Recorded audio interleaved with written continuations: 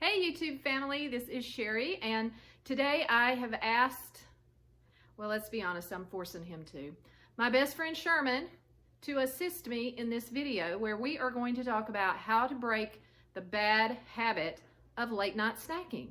So if that's something you're into, keep watching.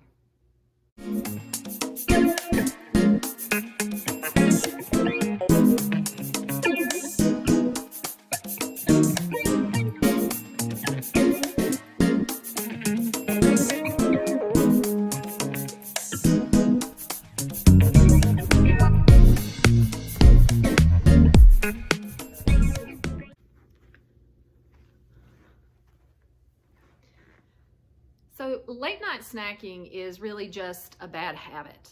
And to illustrate how habits are formed, I'm going to use an example from Sherman. So this is a habit that he tried to get me to buy into a long time ago. The trigger, well, excuse me, I should say there's always a trigger, there is a behavior, and there is a reward. And that is how habits are formed. So for Sherman, his trigger was dawn. The sun would rise. His behavior would, he was come into my bedroom and walk across my chest, paw me in the face, and he was hoping that his reward would be for me to get up and go feed him, which would then make him stop. So for Sherman, the trigger was dawn. The behavior was walk across mom's chest, paw her in the face. His reward was she's going to get up and feed me. But I did not give in to it. But he tried. But I bet if you have cats, a lot of you are caught into this behavior. So let me let him go. Thanks, Sherman. Okay, so let's talk about how this relates to late night snacking.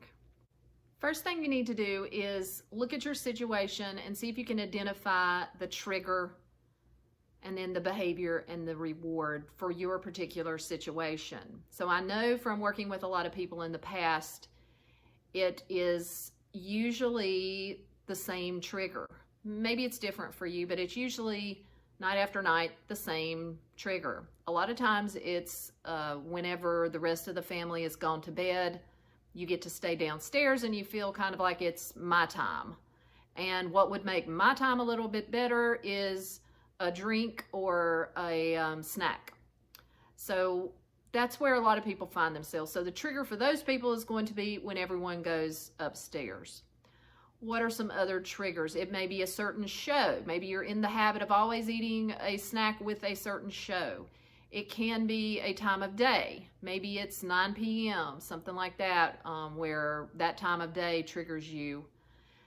What else could it be? It could be maybe you have someone in your home who works late, and maybe whenever, you've already had dinner, but then your husband gets home at 8:30 and you find that by 9 o'clock you're both snacking together as kind of a bonding thing. So just take a look at what your situation is. What is the trigger? Here's some triggers you may not have thought of. Maybe your trigger is not an occurrence like a TV show coming on or a certain time of day, but maybe it is a feeling like boredom or loneliness. Think about that. What is the trigger? So if your trigger is due to an emotion, food is not going to be the answer. What you need to do is recognize that and then figure out if I'm lonely, if I'm bored, if I'm sad, what can I do to meet that need? Food is not going to be the answer. Make a different choice. Once you know what the trigger is, you are going to try to eliminate it. Is that possible? A lot of times it's not going to be possible. So if I can't totally eliminate it, here's another suggestion. Research does show us that habits are more easily formed for something like late night snacking when you sit in the same chair, in the same room, maybe you use the same blanket, maybe you eat or drink off the same dish or plate, maybe you repeat the same snack, maybe you eat the same thing, you watch on the same TV screen.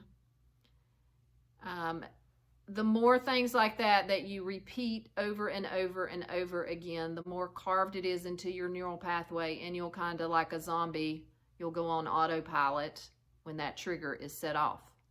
So if I can't eliminate the trigger, what you can do is try to switch all of that up. You're going to go to a different room. You're going to sit in a different chair.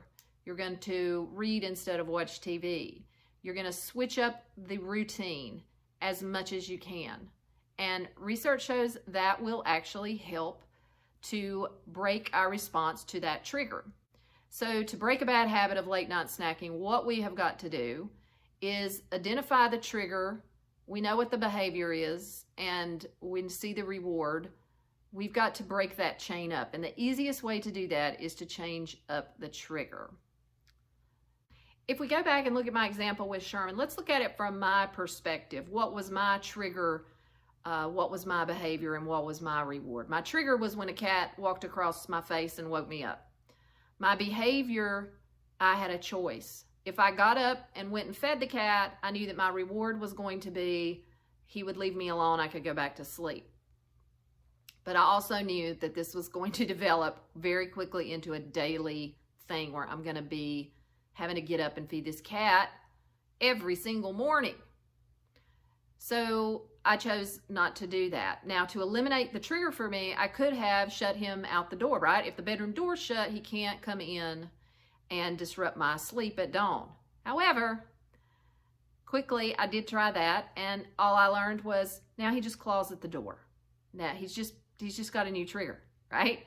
So what I had to teach Sherman was, Sherman, as many times as you jump up on the bed and you wake me up at dawn, you are not going to get a reward.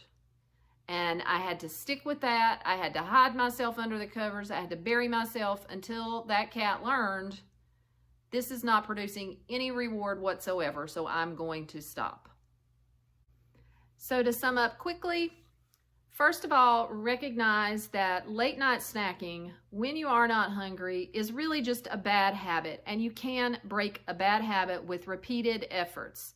The first step is just an acknowledgement of what's going on here. The second thing is establishing the trigger for you, the behavior, and the reward, and breaking up that chain. And really look at the trigger. If the trigger is an emotional need, then food is not going to solve it. Look to meet that emotion and that feeling in a healthier way. I want to thank you for watching to the end. And if you like the content here on my channel, please subscribe, hit the notification button. And you can also check out my free 5-day challenge. I will put a link in the description below. The challenge is for emotional eating. It's a 5-day quick start challenge to end emotional eating. Take care, good luck, and any comments below are appreciated. I'm happy to answer your questions. Thanks.